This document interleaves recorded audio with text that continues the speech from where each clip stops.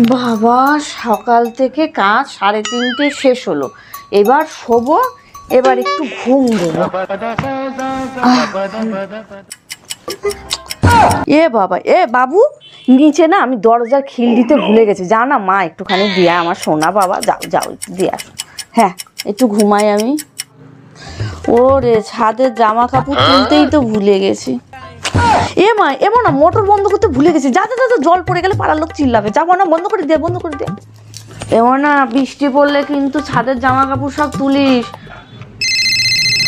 উফ, কে ফোন করলো, কে ফোন করে, দেখ তো কে ফোন করেছে। দিদা মনে হয়, বল মা ঘুমাচ্ছে, পরে কথা বলবে।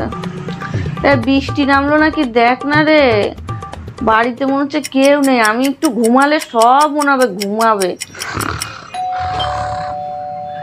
নিচে বেল বাজছে, দেখ তো কে, বল মা ঘুমাচ্ছে, আমি 5 মিনিট ঘুমিয়ে নিয়ে উঠছি।